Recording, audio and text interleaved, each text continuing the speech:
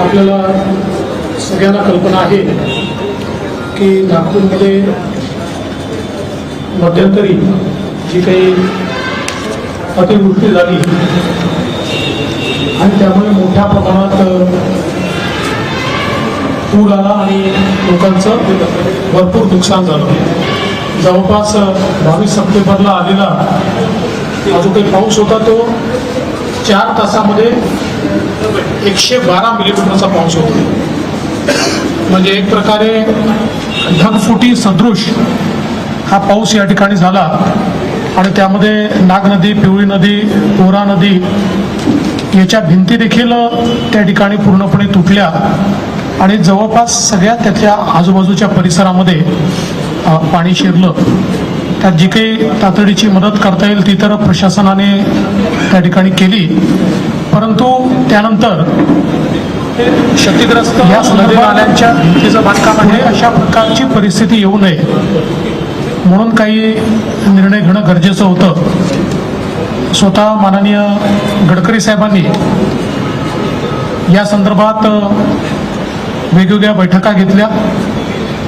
मी देखील काही बैठकांना उपस्थित होतो आणि याचा एक कॉम्प्रिहेन्सिव्ह प्लॅन की जेणेकरून उद्या अशा प्रकारची अतिवृष्टी झाली तर पाणी शिरणार नाही या संदर्भात काही उपाययोजना या ठिकाणी ठरल्या.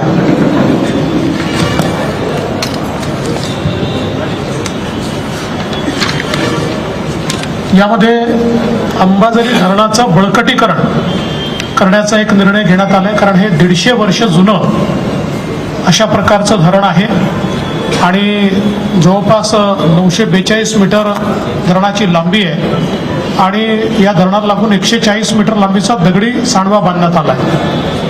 तर याच्यामध्ये आता ज्या काही जीर्ण भिंती आहेत त्याला कॉन्क्रीटचं जॅकेटिंग करण्याचा निर्णय घेण्यात आला आहे.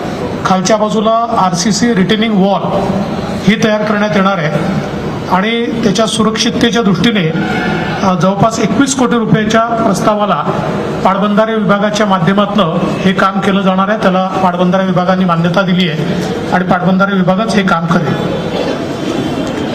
त्यासोबत जे काही माती धरण आहे त्याचं क्रॉस सेक्शन दुरुस्ती आणि दगडी पिचिंगची कामं करण्यात येणार आहे.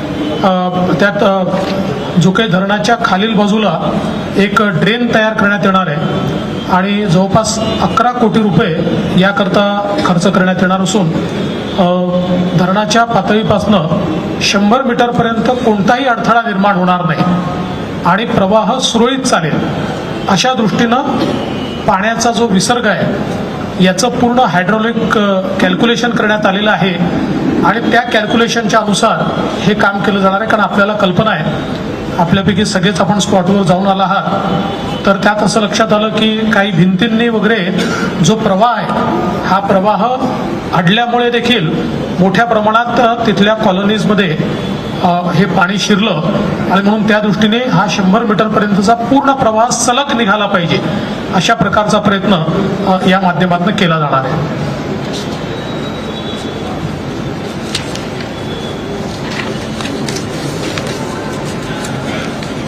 याच अनुषंगाने महानगरपालिकेने राज्य शासनाकडे एक 234 कोटी रुपयाचा प्रकल्प अहवाल हा जिल्हाधिकाऱ्यांच्या मार्फत सादर केलेला आहे, ज्याच्यामध्ये क्षतिग्रस्त नदी नाल्यांच्या भिंतीचं बांधकाम आहे, क्षतिग्रस्त रस्त्यांचं डांबरीकरण आहे आणि पुलाचं पुनर्बांधकाम इत्यादी सगळी कामं आहेत. तर याला देखील राज्य सरकार प्राधान्याने निधी उपलब्ध करून देते आणि या माध्यमातून हे जे काही 234 कोटीची कामं आहेत ती आपण हातात घेणार आहोत. नदीचा जो प्रवाह आहे तो सुरळीत करण्याच्या दृष्टीने देखील साधारणपणे नदीची वहन क्षमता जी आहे ती वाढवावी लागणार आहे आणि त्याकरता अंबाझरी ओव्हरफ्लो पॉईंटपासून पंचशील सिनेमापर्यंत जवळपास 4.80 किलोमीटर म्हणजे 5 किलोमीटर नदीच्या पात्राचं 1 ते 1.5 मीटर हे खोलीकरण करण्यात येणार आहे. याच्यामुळे जी काही नदीची कॅरिंग कॅपॅसिटी आहे ही कॅरिंग कॅपॅसिटी देखील मोठ्या प्रमाणात वाढेल आणि अशा प्रकारे जर एखाद वेळेस मोठ्या प्रमाणात पाऊस झाला तर हे जे पाणी आउटफ्लँक होतं किंवा वेगवेगळ्या लोकांकडे घुसतं, त्याऐवजी ते त्या फ्लोमधनं बाहेर काढता येईल.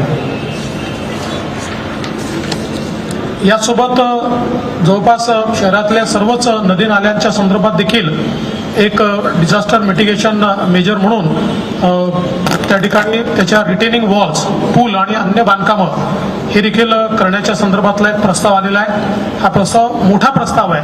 हा टप्प्याटप्प्याने या ठिकाणी हातात घेण्यात येईल आणि त्याला देखील एक तत्वता मान्यता सुरुवातीला देण्यात येईल आणि त्याच्यानंतर याला देखील बजेटमधनं टप्प्याटप्प्याने पैसे देऊन हे काम देखील निश्चितपणे या ठिकाणी करण्यात येणार आहे. यासोबत आपल्याला कल्पना आहे की जे काही त्या ठिकाणी आपल्या NITचं जे स्केटिंग रिंक आहे, या आपल्याला आपण बघितलं आहे त्या स्केटिंग रिंकचं पार्किंग जे आहे, या पार्किंगमुळे देखील मोठ्या प्रमाणात पाणी अडल्याची घटना आपण बघितलेली आहे.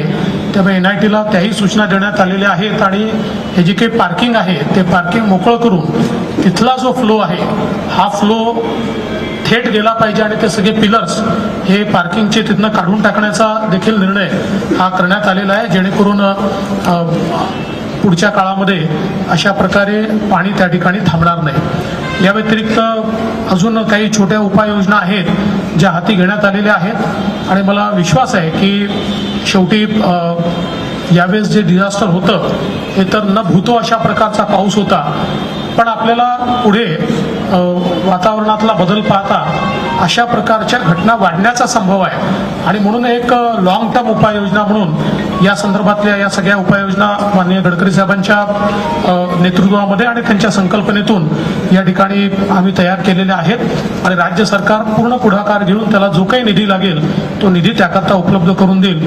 मी माननीय गडकरी साहेबांना विनंती करतो की त्यांनी या संदर्भात माहिती द्यावी. जवळपास ज्या महत्त्वाच्या सूचना आहेत त्या मुख्यमंत्र्यांनी आपल्यासमोर मांडलेल्या आहेत. यामध्ये जो पूल आहे त्या पुलामध्ये आता जसा हा टेबल आहे, इकडे एक पिलर आहे आणि इकडे एक पिलर आहे, तर याच्यातून मधून नदी वाहते. तर नाग नदीवर जे पुलं तयार झाले त्याच्यात मध्ये मध्ये पिलर आहेत. हा PWDचा पूल मोठा करून त्याची खालून फ्लो वाहता येईल, जेणेकरून या मधले पिलर आडवे येणार नाही अशा प्रकारे डिझाईन करून त्याचं बांधणी आणि याच्या अनुषंगाने आता असे पुलं विशेषतः गांधीनगरकडे जाताना एक पूल आहे त्याच्यातही तो प्रॉब्लेम म्हणजे पाणी अडतं. हा 85 पर्यंत जेवढे पूल आहेत ते सगळे दुरुस्त करण्यात येईल. दुसरा मुद्दा जे आपला अंबाझरीचा जिथून फ्लो होतो तिथे ऑटोमॅटिक गेट बसवणार आहे 4 करोड रुपयाचे आणि त्याच्यातून जेणेकरून आधीपासूनच जेव्हा पाऊस येईल त्यातला प्रवाह कंट्रोल करण्याचा प्रयत्न म्हणजे एकदम अचानक असं होणार नाही. त्यामुळे आपण ते गेट खाली जाऊन परिस्थिती बघून आपल्याला हळूहळू फ्लो सोडता येईल. त्यामुळे अचानक जे संकट आलं तेव्हा तेवढं टेक्निकल त्याचा अभ्यास केला गेला. अंबाझरी तलावाचं जे पाणी आहे ते CRF कॅम्पमध्ये जातं, SRP कॅम्प जयताळला. तर त्याच्यामध्ये MIDCने हे पाणी काही वापरावं, काही आपल्या जयताळ्याच्या कॅम्पमध्ये कॅपॅसिटी वाढवून जर गृह विभागाची परवानगी मिळाली तर जयताळ्याच्या भागाला मोठ्या प्रमाणावर डेव्हलपमेंट होते. अंबाझरीतलं पाणी त्या SRP कॅम्पमध्ये शुद्ध करून ते पाणी अजून काही भागामध्ये देता येईल वापरण्याकरता, त्याच्यावर चर्चा सुरू आहे. त्या काळामध्ये अंबाझरी तलावापासून एम्प्रेसपर्यंत एक पाईपलाईन आली, ती कोणालाच माहिती नाही. सगळे सांगतात की कशी आहे काय ही माहिती नाही. एक सुझाव असा आला होता की ते शुक्रवार तलाव भरण्याकरता याचं पाणी वापरावं, पण त्याच्या अजून काही पूर्ण एवढं सगळं चेकिंग करणं याचा काही पुरावे मिळालेले नाही. यामध्ये ठिकठिकाणी जो प्रवाह अडत होता त्याच्यामध्ये जे पुलांचे डिझाईन्स आहेत ते नवीन करणं आहे तेथील. दुसरी गोष्ट नदीला खोलीकरण, आपल्या या नागदीला खोलीकरण करणं. तिचा बऱ्याच दिवसात कचरा हे झाला, त्याच्यातून 1 मीटर असं म्हटलं आहे. माझा अंदाज आहे की त्याच्यामध्ये 1 मीटर गाळ असावा. तो सगळा गाळ बाहेर काढल्यामुळे त्याची कॅपॅसिटी वाढेल. दुसरं 2400 कोटी रुपयाचा नाग नदीचा प्रकल्प जायकाबरोबर मंजूर झालेला आहे. त्यामुळे आता हा प्रकल्प आणि तो प्रकल्प काम करण्याच्या आधी दोन्ही प्रकल्पाबद्दल कमिशनर साहेबांकडे बसून मग त्याच्यात कुठे ओव्हरलॅपिंग होणार नाही आणि टेक्निकल प्रॉब्लेम होणार नाही तपासून मग हे काम करू. याच्यामध्ये महाराष्ट्र सरकारचं जे डिझास्टर डिपार्टमेंट आहे त्याच्याकडे कलेक्टर साहेबांकडनं नागनदीच्या बरोबर पिवळी नदी आहे, बाकीचे नाले आहे, या नागपुरातले ज्याच्यामुळे खूप नुकसान झालं त्याच्याही बाबतीत अभ्यासक्रम पाठवलेला आहे. यावेळी हे सगळे नाले खोलीकरण, त्याची दगडाची उत्तम भिंत चांगल्या क्वालिटीची बांधणं, खाली कॉन्क्रिटिंग करणं, जेणेकरून दरवर्षी जे पावसाळ्यात पाणी शिरतं आणि ज्याच्यामुळे नुकसान होतं, आमच्या सगळ्यांनी जेव्हा टेक्निकल लोकांनी विचार केला तेव्हा साधारणतः या सगळ्या उपाययोजनामधून हे या योजना झाल्या तर हा जो यावेळी जे संकट आला असं संकट येणार नाही. पण यावेळी जे 112 mm पाणी पडलं हा एक रेकॉर्ड आहे. अशी स्थिती जुन्या काळामध्ये जो रेकॉर्ड आहे त्याच्यामध्ये 112 mm कधीच नव्हतं. हे ढगफुटी आणि याच्यापर्यंत झालं रात्रभरामध्ये, त्यामुळे मोठ्या प्रमाणात आलं. पण याच्यातून खूप लोकांचं नुकसान झालं आणि म्हणून लॉंग टर्म प्लॅन आहे देवेंद्रजी जसं सांगितलं आहे त्याच्या इम्प्लिमेंटेशनला त्या एजन्सीकडनं लगेच सुरुवात करू. पुढल्या वर्षीपर्यंत यातून विशेषतः रिलीफ मिळेल आणि अशी कुठे घटना झाली तर नुकसान होणार नाही. बाकी याच्या संबंधात तुम्हाला विचारायचं देवेंद्रजी उत्तर दे. कुठे हल्दीरामचा स्मारकाचे पण स्टडी करतात आहे. त्याच्यात इरिगेशनचे एक्सपर्ट लोकांनी स्टडी केला आणि बाकीच्यांनी केलेला आहे. त्यांचं टेक्निकल ओपिनियन घेऊ, आवश्यकता असेल तर म्हणूनच पहिले 100 मीटरचा फ्लो पूर्ण स्ट्रेट फ्लो करण्याचा होता. तो जो पूल आहे ना विवेकानंद स्मारकासमोर तो खाली गेला आहे आणि त्या पुलामध्ये असा पूल व्हायचा की असे 1, 2, 3, 4 कॉलम झाले. तर त्या पुलाचं हाईट वाढवली आणि तिकडनं केलं तर तो फ्लो जो आहे तो एकदम बाहेर गेलं जे पाणी, विशेषतः वर्मा लेआउट आणि या भागात जे पसरलं पाणी हल्दीरामच्या मागे, हा पूल जर मोठा असता तर तिथे पाणी चोकअप नसतं झालं. तर या सगळ्याचा इथं माझ्या एक मित्र आहेत ते चीफ इंजिनियर होते, त्यांच्या इकडनं स्टडी केला, इरिगेशनचे रिपोर्ट आले, महानगरपालिकेने घेतला, सगळ्यांच्या मिटिंगा कमिशनरनी घेतल्या, माझ्याकडे मी सगळं प्रेझेंटेशन घेतलं, टेक्निकल गोष्टी केल्या, देवेंद्रजींनी या सगळ्या गोष्टी तपासल्या, जनतेचे कुठे कुठे प्रॉब्लेम आले, कोणत्या ठिकाणी आले, किती पाणी गेलं त्याची सगळं आलं आणि त्याच्यानंतर मग हा प्लॅन तयार झाला.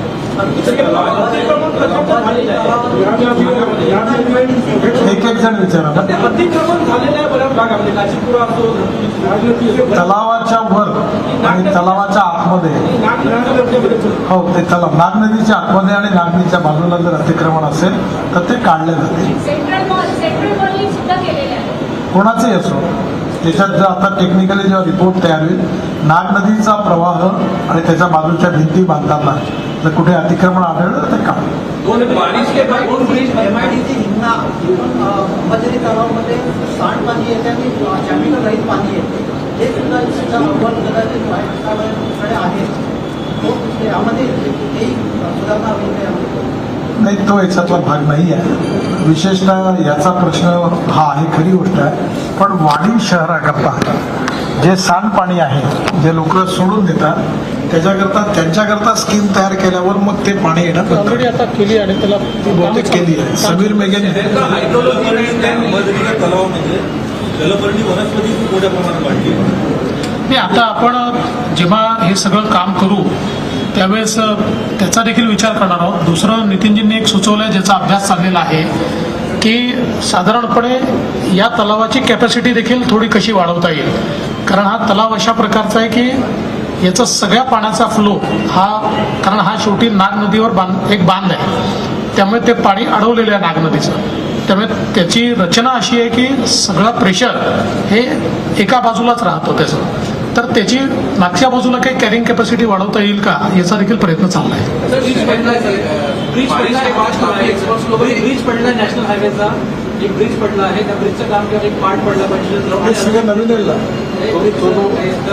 तो नॅशनल हायवेचा ब्रिज नॅशनल हायवेकडून पूर्णपणे, जसं मी मगाशी तुम्हाला तिथेही प्रॉब्लेम आहे, त्या ब्रिजच्या खाली मी डोकावून बघितलं तिथेही पण ते असेच पिलरमध्ये केले. ही जुनी सिस्टीम होती.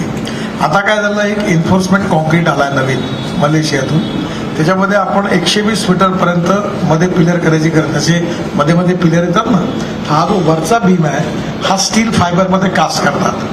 तर मी त्यांना सूचना केल्या की आता स्टील फायबरने कास्ट केलेले सगळे पिलर लावू, त्यामुळे मधले ब्रेक सगळे गायब होतील, त्यामुळे त्या पाण्याकरता लागायला जो गतिरोध आहे तो नाही. वेळ लागतो साहेब, ट्रॅफिक खूप नितीन जी वेळ लागतो, ब्रिज पडला आहे, ट्रॅफिक खूप जाम होता तिकडे, किती वेळात होईल हे काम?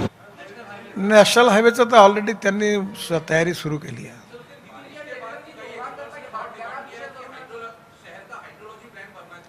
सर एक आप समझ लो, ये प्रॉब्लम ऐसा है कि 112 mm पानी आज तक नागपुर के इतिहास में नहीं आया.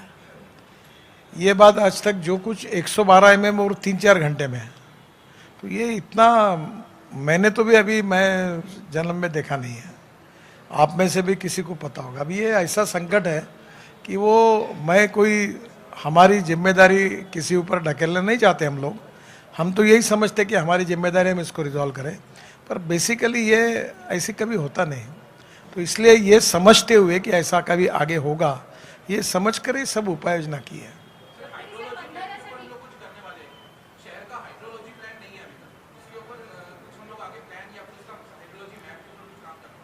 देखो, नागपुर शहर में वर्ल्ड बैंक अपना जायका के फंड से नाग नदी का प्रकल्प मंजूर हुआ है 2400 करोड़ का. नाग नदी के प्रकल्प में 3 विधानसभा क्षेत्र जो होते हैं उसका ड्रेनेज और सब उसमें आया है. 3 विधानसभा क्षेत्र का उसमें नहीं आया है. मैंने म्यूनिसिपल कमिश्नर जी को ये सुझाव दिया है कि जो बाकी 3 विधानसभा क्षेत्र है उसको उसी कंसल्टेंट से प्लान करके, ये जो 3 का जो है वो जायका फंडेड इसमें होगा, और बाकी के 3 में NIT की जितनी जगह है वो NIT की होगी या MMRD की, और जितनी कारपोरेशन वो उतना बेयर करेंगे. और नागपुर शहर का पूरा इंटीग्रेटेड ड्रेनेज का मैप हम तैयार करेंगे इंटरनेशनल कंसल्टेंट से, और उसके बाद लाइन डालेंगे. जब पानी की जो ड्रिंकिंग वाटर की पाइपलाइन है उसमें भी इसी प्रकार का प्लान किया है. अब बड़े प्रमाण पर ये जो पाइपलाइन है वो डालने का काम चालू है. पानी की टाकियाँ जो है वो भी बनाना चालू है ड्रिंकिंग वाटर के लिए. और दूसरी तरफ ड्रेनेज के प्लान में 3 कॉन्स्टिट्यूंसी का वो जो जायका के फंड में, और बाकी का कमिश्नर साहब उसी एजेंसी जो सिलेक्ट होगी उससे एक्सटेंशन में इसका भी प्लान तैयार करेंगे, और उसके आधार पर काम करके दोनों का नागपुर शहर का एक उत्तर उसमें मिलेगा. ये टेक्निकल सब्जेक्ट है, ग्रेडियंट कहाँ है क्या है. जैसे अभी आप ये छत्रपति पुल के बाद जो रेलवे पुल है ना जहाँ पानी आता है, तो उसमें काफ़ी चर्चाएं हुई, खूब टेक्निकल एक्सपर्ट गए. एक बात मैंने उनको सुझाई कि वहाँ भी 1 मीटर अगर वो नदी खोल हो जाएगी तो शायद पानी ऊपर नहीं आएगा, पानी का फ्लो बढ़ेगा. अब ये सबके ऊपर जब ये कंसल्टेंट जो तैयार करेंगे जो वर्ल्ड स्टैंडर्ड के हैं, अप्रूव्ड है, उनके तरफ से ये सब इकट्ठा होकर ही उसका प्लान होगा. और इसमें ये जो एक मिनट, नाग नदी का जो प्रपोजल तैयार हुआ है वो हाइड्रोलॉजिकल स्टडी करने के बाद ही हुआ है, तो उसका इंटीग्रल पार्ट ये हाइड्रोलॉजिकल स्टडी है जो नाग नदी का प्रोजेक्ट किया है. और अभी उसमें जब हम आगे बढ़ रहे हैं तो चूँकि जायका जो जापान की स्टेट ये है इंस्टीट्यूशन है, तो उनका ये अप्रोच ही होता है कि होलिस्टिक अप्रोच होना चाहिए. तो उस हिसाब से स्पेशलाइज कंसल्टेंट्स और जनरल कंसल्टेंट्स ऐसे दोनों को रख के उसका कंप्लीट, मतलब हम ये कह सकते हैं कि ये जो प्रोजेक्ट अभी ये हो रहा है ये कोई केवल कंस्ट्रक्शन का प्रोजेक्ट नहीं है, तो एक्चुअली एक रिवर को रिक्लेम करने का और उसकी पूरी हाइड्रोलॉजी और उसका जो पूरा फ्लो है उसको रिक्लेम करने का ये प्रोजेक्ट है.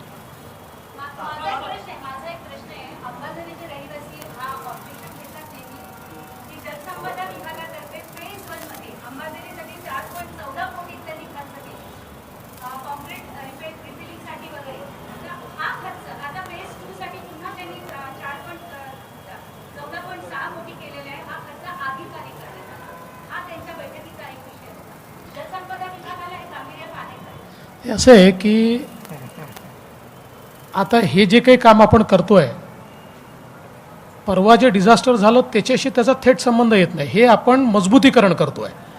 कारण 150 वर्ष जुनं हे धरण आहे आणि त्याच्यामुळे उद्याला याच्यापेक्षा समजा एक अफवा उठली होती की त्याची जी काही भिंत आहे धरणाची त्याला क्रॅक गेली आहे, काही गेली नव्हती. पण आपल्याही लक्षात आलं की 150 वर्ष जुनं धरण आहे, वेगवेगळ्या वेळी काही पिचिंग केलं आहे, काही त्याला थोडं सुधारणा केली आहे, पण याचा एक आपल्याला होलिस्टिक व्ह्यू घेतला पाहिजे. आणि म्हणून याचं एक ज्याला आपण मिटिगेशन मेजर म्हणून म्हणतो, म्हणजे पूर्व तयारी म्हणून म्हणतो, तशा प्रकारे काम आपण करतो.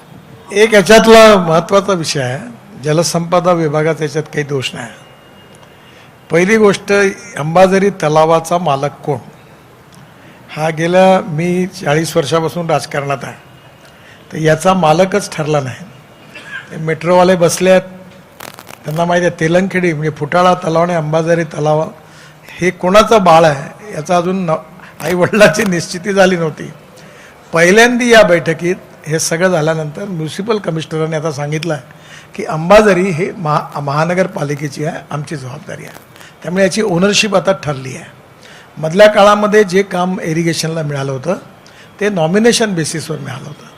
त्यामुळे अल्टिमेटली आता अंबाझरी तलावातलं तुम्ही म्हणता तशी शंका लक्षात घेऊन आता जलसंपदा विभागाने त्याच्याकरता पैशाची मदत पण केली आहे. तो मातीचा बांध आहे आणि ती मनात भीती नागपुरातल्या जनतेच्या मनात आहे, आमच्याही मनात आहे की हे बरं झालं की या बांध कुठं फुटला तर अजून नवीन प्रॉब्लेम येतील. म्हणून या प्रकल्पामध्ये त्याच्या संदर्भात सगळं टेक्निकल स्टडी करून उपाययोजना केल्या गेली आहे.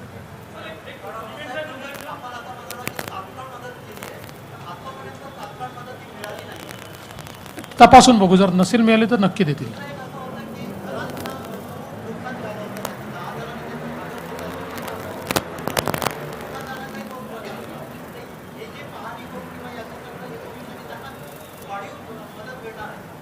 बघा, आपल्याकडे NDRFने प्रत्येक प्रकारच्या मदतीचे नॉर्म्स तयार केले आहेत आणि ते जे नॉर्म्स आहेत त्याप्रमाणेच आपल्याला मदत करावी लागते. हे खरंच आहे की त्या मदतीने लोकांचं भागणार नाही, लोकांचं नुकसान मोठं आहे, पण शेवटी कुठले तरी नॉर्म्सप्रमाणेच सरकार मदत करू शकते, सरकार त्याच्या पलीकडे जाऊन करू शकत नाही.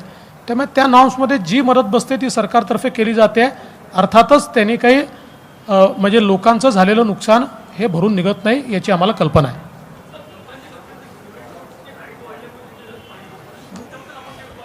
अरे कोणी काही बोलते ते आम्ही उत्तर द्यायचे का? कोणी तर एकाने काढलं की सिमेंट कॉन्क्रीट रोड आला 112-14 mm पाणी का सिमेंट कॉन्क्रीट रोडने बोलवलं का वरतो इधर आओ नीचे आओ. हे अशा फालतू गोष्टीची आम्ही दखल घेत नाही. टेक्निकल स्टडी केला, त्या धरणाची कॅपॅसिटी किती, पाण्याचा फ्लो किती, पाण्याचा फ्लो कुठे अडतो, त्या नदीवर अतिक्रमण कुठे झालं आहे, त्याच्या भिंती कुठे कोसळलेल्या आहेत, कोणाच्या घरात गेलं, ते सगळ्या प्रकारचा टेक्निकल अभ्यास केला. ते इंजिनियर तिथपर्यंत गेले. त्याच्यात सिमेंट कॉन्क्रीट रोडचा काही संबंध नाही याच्याशी.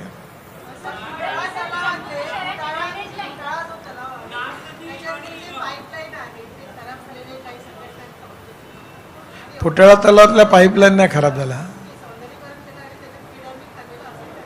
नाही तो वेगळा विषय, त्याच्यावर वेगळी प्रेस कॉन्फरन्स घ्या, मी सांगेन समजा टेक्निकल. तुम्ही कधी विमानातून अंबाझरी तलाव बघितला आहे का? मी बघितला. मी तुम्हाला सांगतो काय आहे. अंबाझरी तलावाचा जेवढा एरिया आहे त्यापैकी फक्त 20 ते 25% क्षेत्रात पाणी आहे, 75% रिकामा आहे. तर त्यावेळी मी असं त्यांना सुचवलं होतं, म्हणजे तो काही मी टेक्निकल माणूस नाही, की आपण त्याचा मुरूम काढायचा आणि हे जे काय आहे हे पाण्याची स्टोरेज कॅपॅसिटी वाढवायची.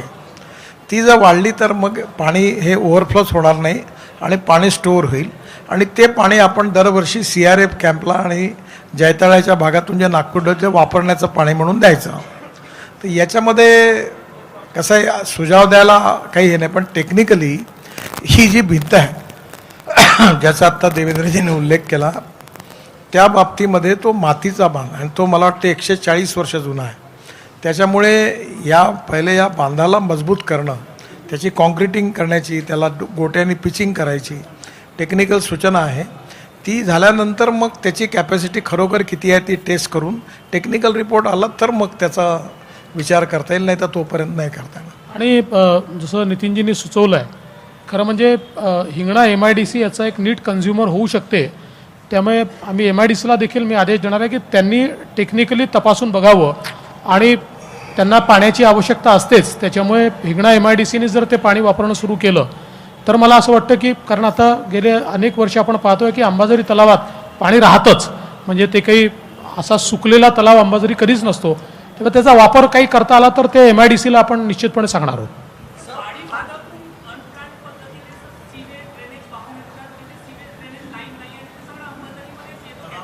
ते सांगितलं ना, वाढीचा प्लॅन तयार करून, जसं उपमुख्यमंत्र्यांनी सांगितलं की तो मंजूर झालेला आहे. त्यात वाडी आणि तिकडल्या खेड्यातून ते पाणी हळूहळू सगळे येतं, कारण त्यांनी ड्रेनेज लाईन नाही आहे तिथे. तो प्लॅन झाल्यानंतर वाडीचा ETP बनेल, ते सगळं पाणी तिकडे अडेल आणि या तलावात येणं बंद होईल.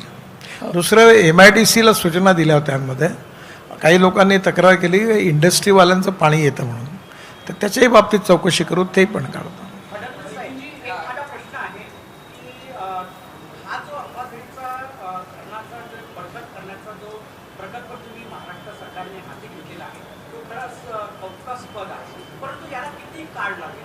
म्हणजे येणाऱ्या पावसाळ्यापर्यंत होईल? नाही, सगळं काम याचं येणाऱ्या पावसाळ्यापर्यंत होऊ शकत नाही, कारण याला साधारणपणे जे मेजर पाणी वाहून नेण्याचं काम आहे ते आपल्याला पावसाळ्यापर्यंत करायचं आहे, पण जे मजबूतीकरणाचं काम आहे ते कदाचित 1.5 वर्ष त्याला लागू शकतं.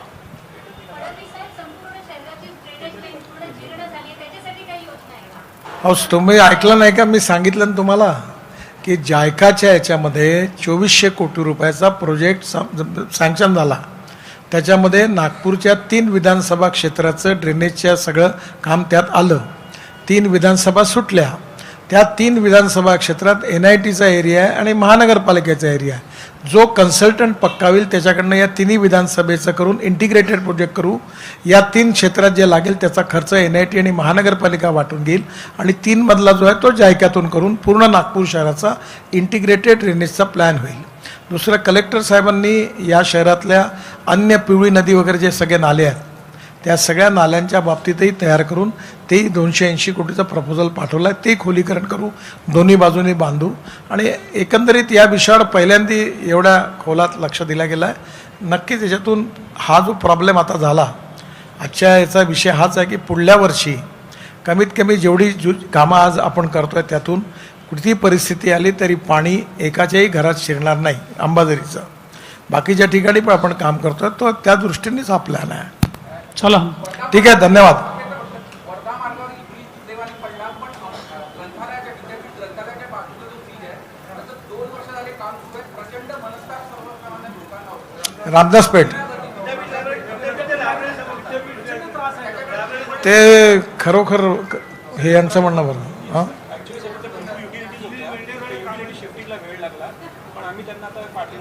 नाही तर आता ते युटिलिटीचा प्रॉब्लेम होता. मलाही पण खूप लोकांच्या तक्रारी आल्या. मी पण कमिशनर साहेबांकडे इन्क्वायरी करायला पत्र लिहिलं होतं, पण आता तो लवकर होईल. युटिलिटीचा प्रॉब्लेम सुटला आहे, तो पूर्ण होईल. चला, ठीक आहे. धन्यवाद, सगळ्यांचे आभार.